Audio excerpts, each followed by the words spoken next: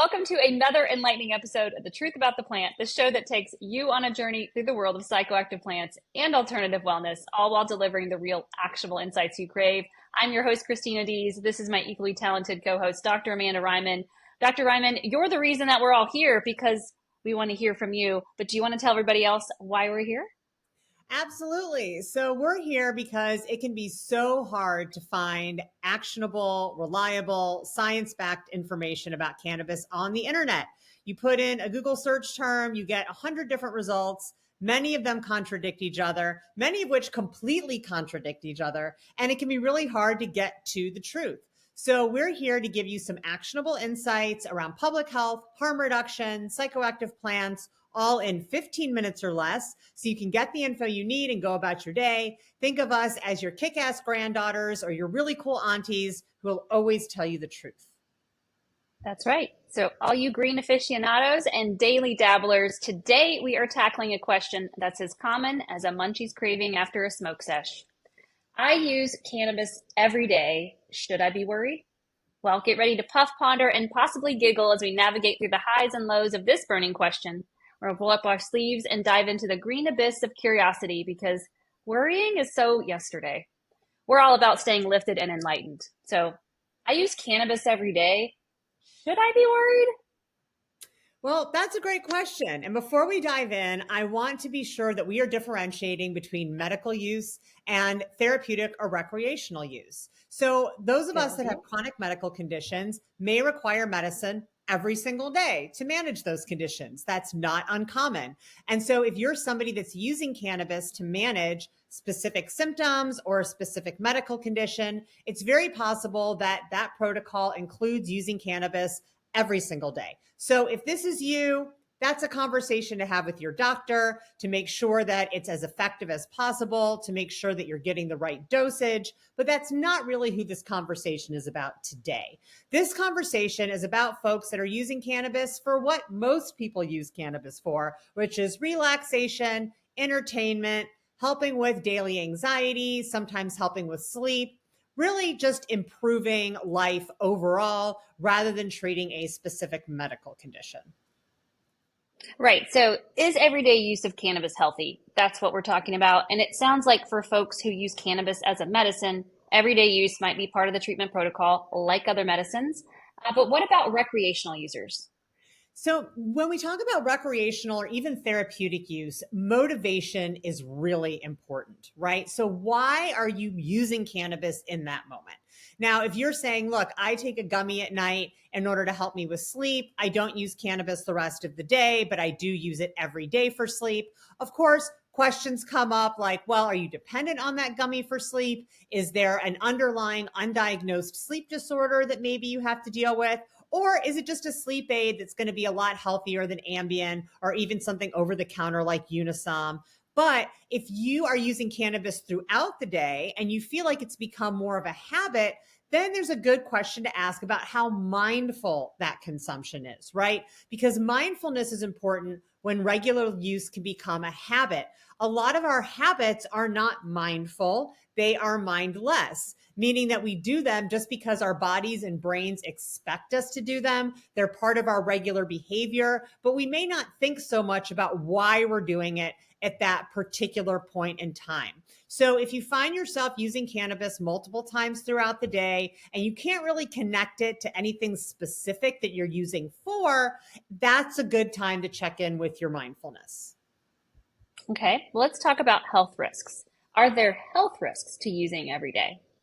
Well, when we look at the data on cannabis consumers, we see that about a third of consumers are using multiple times a day. And this is really unique to cannabis when we think about other casual intoxicants. Even people that drink alcohol are usually not drinking a few drinks during the day.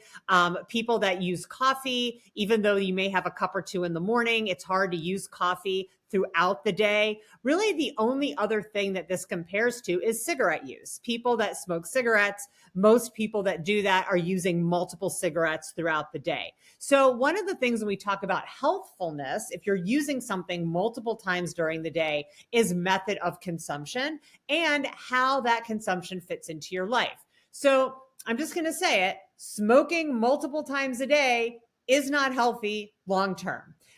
We know that from research. We know that it can cause inflammation of the throat, and we know it can cause chronic cough, which can also cause inflammation of the throat and lungs. We know that it's been linked to certain types of gum disease. There's been some evidence that people that have underlying cardiac conditions may be exacerbated by regular smoking. So if you're consuming cannabis multiple times throughout the day and smoking is your preferred method of consumption, you may want to think about changing that up a little bit, either in bringing in some edibles or a dry flower vaporizer. It doesn't mean you necessarily have to stop, but you should think about how that multiple time a day smoking might be impacting your health. All right, so let's talk a little bit about how the cannabis use fits into your life. Now, I'm sure we all know people, I know people who are very capable of using cannabis throughout the day, going to work, exercise, taking care of family, staying on top of all of their tasks, all of their responsibilities. And so when we see this, these are very high functioning people. Cannabis really isn't interfering in their life. But I think it's also really important, again, to examine motivation. You may be able to use cannabis multiple times a day and still stay on top of everything. But does that mean that your cannabis is mindful, or has it also become a habit, as I mentioned before? Okay, so we're talking about consumers who are using multiple times a day. What about tolerance? Well, tolerance in cannabis is really interesting, right? Because we don't necessarily see tolerance build up the way it does with cannabis with other substances.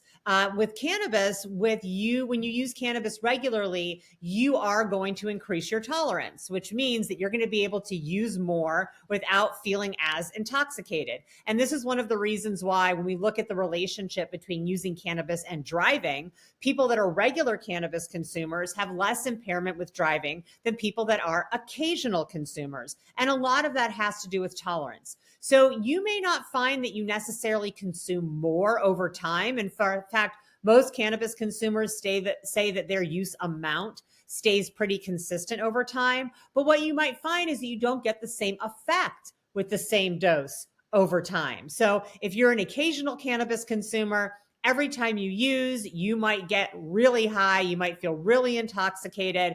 You're not going to want to drive. You're not going to want to go to work. If you're a regular consumer, especially a multiple time a day consumer, you may find that cannabis does not intoxicate you. Maybe it gives you a little boost of energy. Maybe it gives you a little boost of euphoria, but you don't really feel that high anymore, which again begs the question, why are you doing it? So a lot of people who use cannabis say, look, I do it because I want to relax, because I want to take the edge off my day, because I want to increase my mood. But if you get to the point where using cannabis isn't even really successful at that anymore, and in fact, you're not really getting much of an effect from it at all anymore, that's a really good time to examine your consumption habits.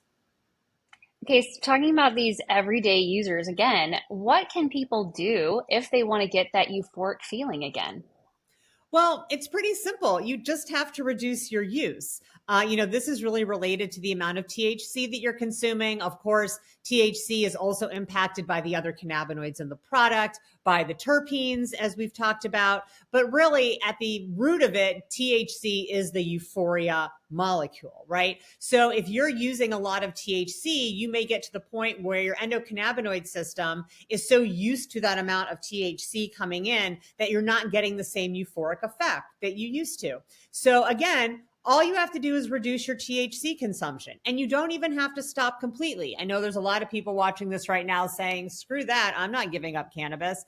You don't have to give it up. But if you're using 4 times a day, maybe go down to 2 times a day for a week or so. If you were using just at night for sleep, but you find your use creeping up, just be mindful of that and say, I used to only use at night. Now I find myself using a few times during the day. And now maybe I'm using in the morning on weekends. Just think about it. We've talked about mindful consumption as kind of this awareness without judgment. So don't judge yourself for it. Don't say like, I'm a bad person or I'm not a good cannabis consumer because I'm consuming more than I used to, but just be mindful of it.